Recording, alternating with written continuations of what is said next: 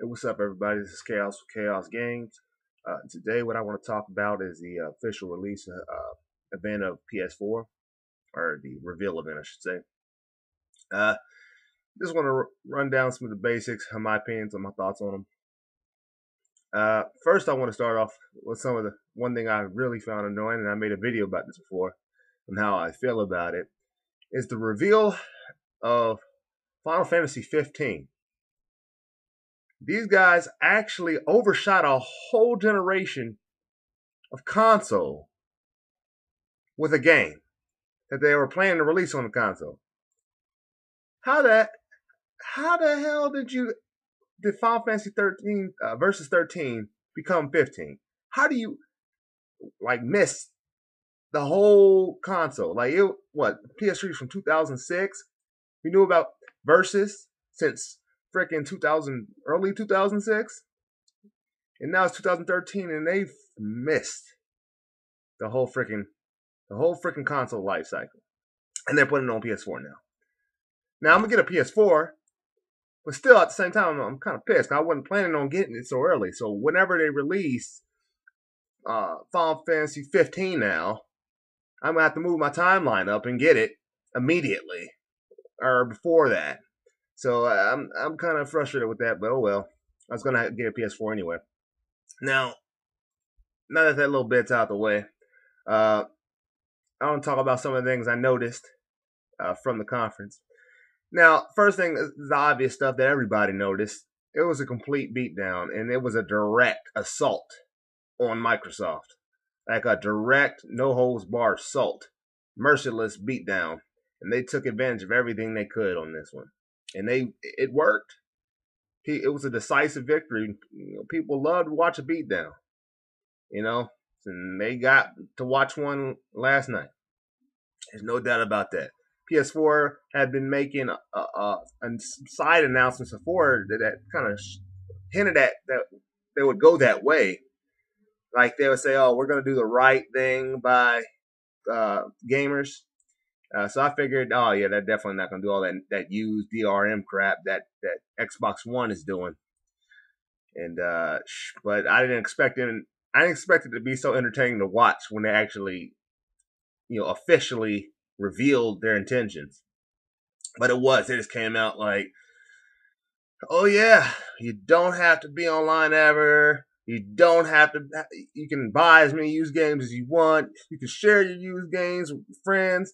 Blah blah blah. Just boom, boom, right hook, left hook, right hook, left hook, and they're just going at it. And it was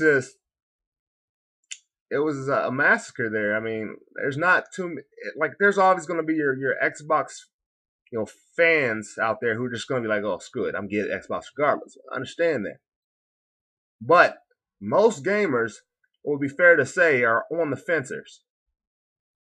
Now, this generation, everybody was talking about the Xbox, and oh yeah, you get to play online. It's the best online community. That's what a lot of gamers really care about.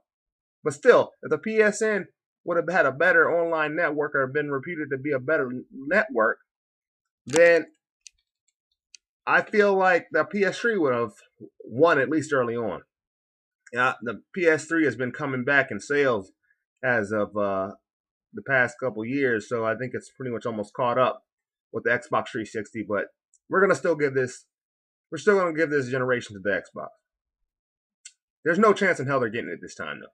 The negative consumer reaction is decisive, it's clear, and the PS4s, even if it's not even that great of a system at this point, the positive reaction for the fans, the hype around it now is massive. And as we can see that effect with various things. Look at the negative reaction around Devil May Cry, the reboot. No one even really knew what the game was going to be, but since that negative reaction was so high, the game didn't do well. Not relatively well. That's just how it is. That's how marketing works. If you fail and you build up a negative hype around your product, no matter how good or mediocre, whatever it ends up being, it's it. And the Xbox One has basically caused a PR nightstorm or shitstorm because they failed to market properly, and but then again, how would you market that? They've tried their best to spin around like, oh well, you can play used games and your friends can borrow it one time, trying to spin it in a positive way that makes it more attractive to the consumer, and there's really nothing they could do with that premise that is going to make it attractive, and they realized that too late. Basically, the system was a case for them, I feel, of push. Trying, we were able to get some good pushes off with the Xbox 360 and games, and consumers are still buying it. So let's try to push some more. So they pushed too far. They pushed past the line that gamers weren't willing to go. And now the gamers are going to vote with their wallets, and they're going to go to the competition. And they're going to lose a crap ton of money because consoles are expensive.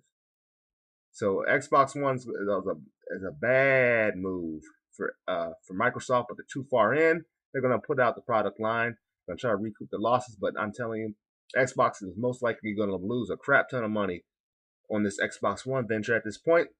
Whereas the PS4 may be the first system since PS2 for Sony to actually earn them a profit. Because consoles don't generally earn you a profit. They generally lose you money at first, and then eventually you might be able to recoup a lot of that. It's more about the software products and everything and all the other side things. But consoles are not huge money grabbers,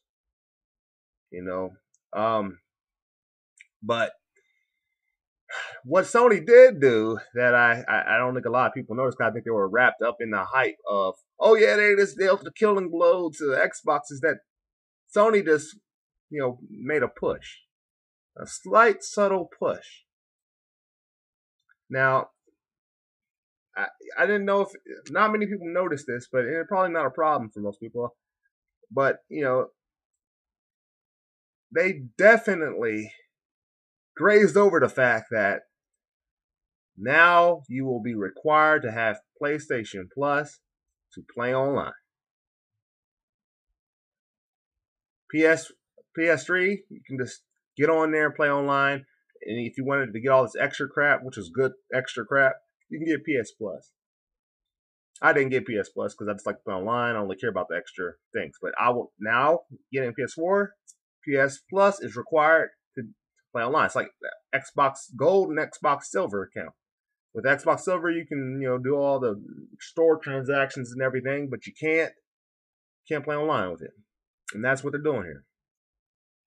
Now, I'd rather they didn't do that, but it's an acceptable loss, acceptable concession to me in the face of the competition. What Xbox One did is pretty much inexcusable, and this is, like I said, is a worthwhile concession. I'm not sure how everybody else feels now that maybe I just brought this to your attention, but to me, that's a worthwhile concession. I will pay the $50 a month or $50 a year, just like Xbox Gold. I never paid for that, but I will do that. It's a worthwhile concession. I don't know. Maybe you guys don't like that. Maybe you feel like that's a push you don't like, but I can take it. So anyway, that's really about all I have to say about those two things. Just tell me what you guys think. And until next time, this has been Kaous with Kaous Games. Gamers, game on.